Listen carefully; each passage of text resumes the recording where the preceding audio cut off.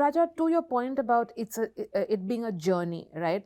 How can you have a journey right now when you have CMOs barely in the role at a brand for maybe 2 years, 3 years before they hop on to the next? And I'm not just talking about CMOs here. We're seeing CEO tenure shrinking as well.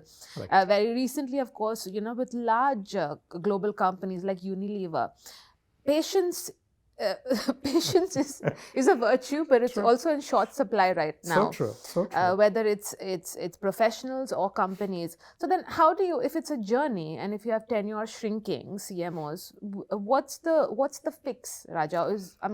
What do you do? Because you've spent a decade, and for many it's a lifetime in a company now. Where the average tenure of a CMO globally is under 3 years. I have spent more than 12 and a half years. So that is indeed a lifetime at one sense. But here is the scenario. The advent of AI is going to dramatically change how easily you can implement principles of quantum marketing. And I'll give you a simple example. When I talked about the logo or any design, you have to figure out how this is being processed in the brain. So if it resonates well and creates the right feelings and emotions, it can be hugely impactful. So let me give you the tangible example of credit card design or a debit card design. So typically the process today is where a bank decides to launch a card, say for millennials. They do the briefing to the agency. The agency then gives them some designs. Those designs are either pre-tested or gut feel wise. They say these are the two we like, improve, modify, tweak, and send it to Mastercard for approval for our brand compliance. We go back with some feedback and suggestions, and they would do stuff. This whole process is multiple weeks, if not multiple months. What we did is, based on the principles of how the brain works, we have created something called the Mastercard Design Studio. It's an automated solution, which is available to the clients. So when they are trying to create this card for millennials, they just say millennials, this country, this, etc.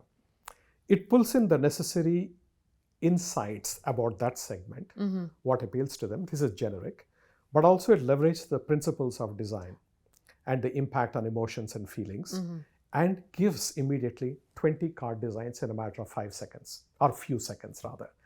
They look at it, all these are pre-approved. Whatever they like, they can just go with it. They can be sure it's going to be good. So without learning about the principles of design, they're able to use the principles of design.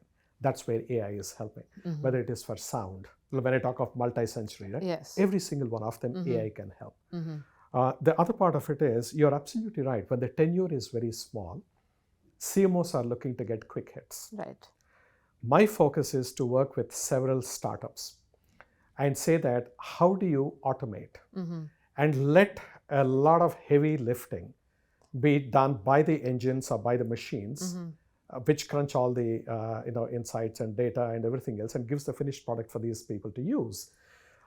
It's a little bit of laziness, I would say, from a CMO point of view, not to learn, but at least they don't have to miss the boat completely. And I keep justifying to some extent, you don't have to understand how electricity is produced to be able to use light or to be able to use your refrigerator or play music. So in that sense, I'm trying to get it into the development of the tools and the platforms that will help marketers to come up the curve quickly. Because speed absolutely matters. Yeah.